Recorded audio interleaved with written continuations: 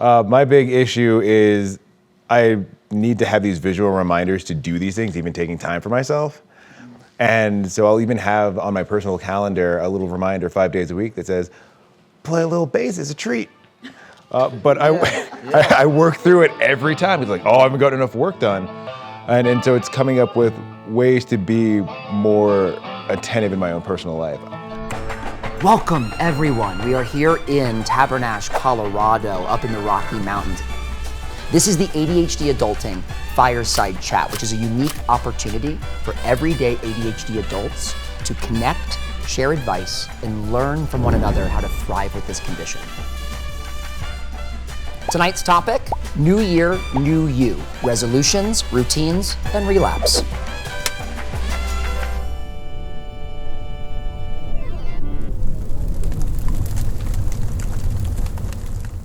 My name is Devin, and I have ADHD. I was diagnosed relatively recently as an adult. I'm in the consulting space, but really I enjoy fitness and music and a few other items outside of that. I was diagnosed at the age of 32, and I'm currently 35. I'll be 36 later this year. What led up to that diagnosis or seeking that diagnosis?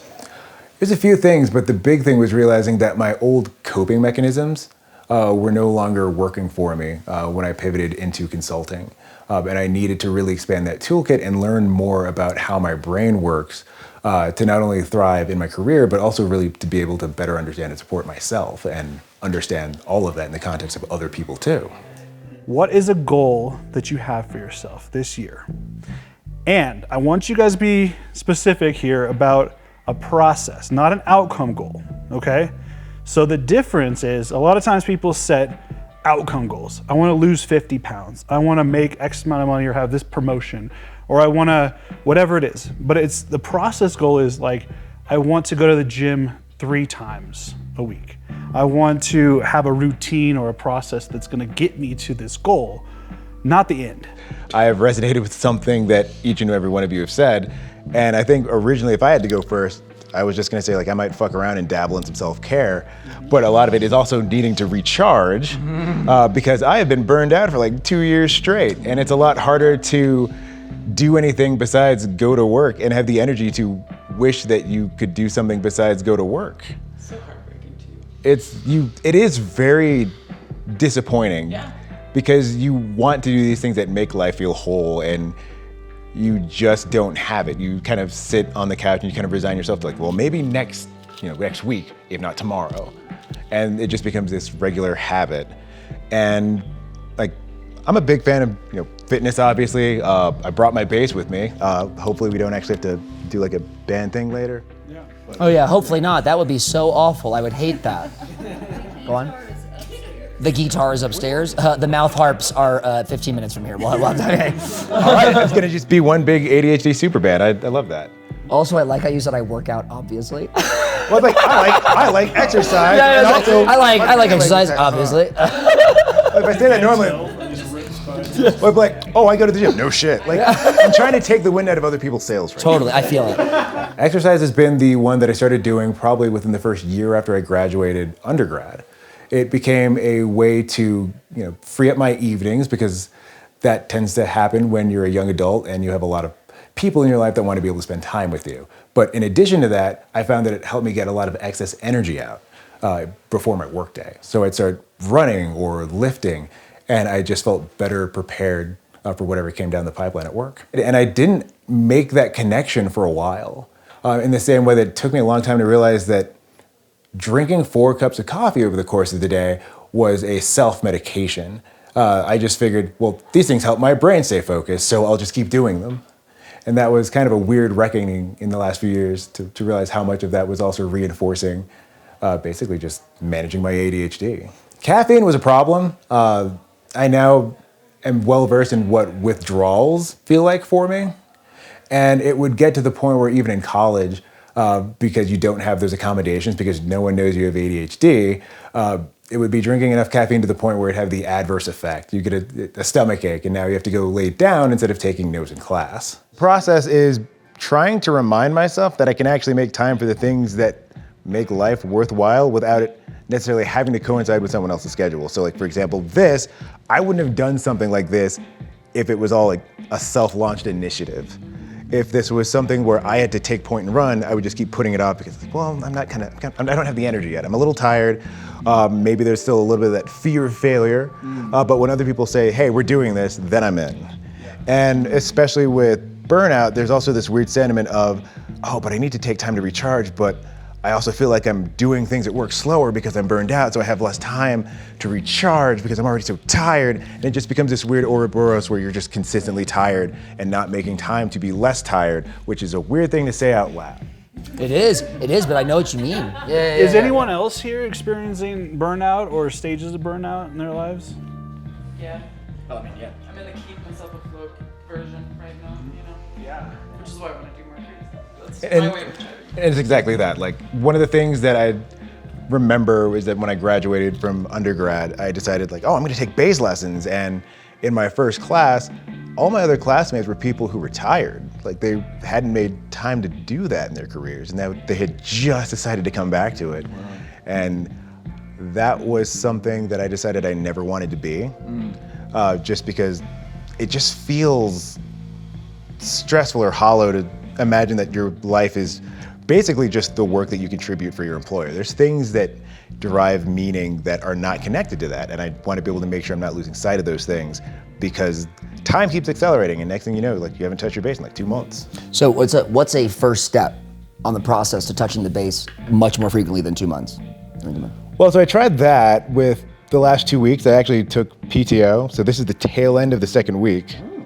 And so I've been taking more time for that. I actually met up with my bass teacher from over 10 years ago and actually had my first lesson in like 12, 13, 14 years. In 12 or 13 or 14 years? Yeah, because the last lesson I took would have been like 2012. Okay, so similarly to your partner, you did it. You're in it. Okay, so you started by more PTO and you reconnected. Yeah. Okay. Exactly, because for me it's like, all right, well, I know that there's stuff that I want to do creatively with music, even if it's just learning to do a competent cover, but there's some technique areas where I could use some clarifications, and I'm really trying to be cognizant of not putting these things on the back burner again at the beginning of 2025. Another tip for our audience out here is if you can focus on something specific, like a skill that you want to build. So like, let's say bass, right? If it's like, the more specific you can get like hyper specific, right? And focus in on like, hey, I want to learn how to do this type of, chord progression, or this type of song, or this genre of music, or whatever. Like, hone in on that, you'll be more successful. What are 3 of your ADHD strengths? That's a good question. I think the first one would probably be hyperfixation. Obviously, that's what a lot of us do. But I've been very fortunate in that there's a lot of things that I'm curious and interested about. For me, it comes down to whether or not I have the tools at my disposal to learn a lot more about it. Some other strengths is, it's kind of weird, but I would say maybe even a little bit of empathy. Because you have that hyperfixation, and if you're introspective enough, you want to understand more about yourself. And if I am dealing with something like rejection sensitivity, it means that I want to understand more about how I interpret certain things that people might say or do, but it means I'm also trying to give a lot more consideration to how the things that I might say or do kind of come off to other people. So it does kind of empower me to really want to check in with folks and make sure that, both of our needs are being met as a part of a friendship or an interpersonal relationship of really any kind. I know my third strength is probably just wanting to be able to talk to more people about this. There's just this huge lack of information in terms of how you navigate all of this as an adult. There's all these ways that children have more materials, whether it's resources, maybe it's longer test times. There's a lot more of that, but when you need to understand, okay, so how do I make my life partner less frustrated because I leave something out and they're not sure if I'm done with it, or I walked away from it and got distracted for 2 hours. And I think it's kind of important to be able to compare notes and figure out what's working for people versus what isn't. And if we're being honest and noting that this might work for some people, but not some, or not others, then it's worth sharing.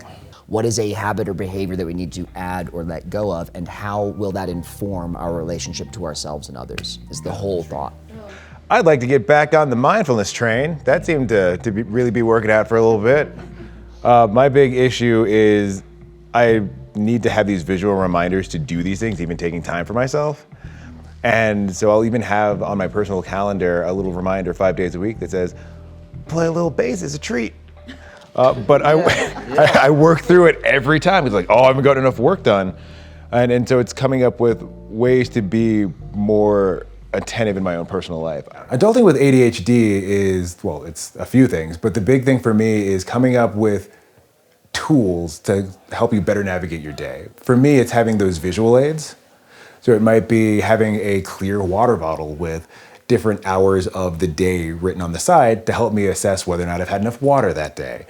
It can be leaving things by the door to the garage so I don't forget them on the way out. It's just making sure that I have something that keeps that task, that responsibility front and center in my memory. Maybe even getting back into FocusMates, where I have a routinely scheduled session with someone and they're like, I'm cleaning out my office or whatever thing they're doing, and I'm cool, I'm playing the bass. And just figuring out ways to keep myself more accountable with the things that I say I should be doing to take better care of myself, so that I'm not just the mental brain equivalent of a Pinto that's on fire with no extinguisher. Tell us real quick what FocusMate is. Yeah. How it's helped you. Yeah. What is it? So for the uninitiated, FocusMates is this really cool website where you can either just ad hoc jump into a session or schedule something in advance where you are matched with someone else who also has a similar, just some sort of goal where they need accountability. It's basically parallel play. And the goal there is that— Co-working. Yeah. It's like maybe some could be studying for an exam. It could be someone just trying to be more proactive in their own creative endeavors.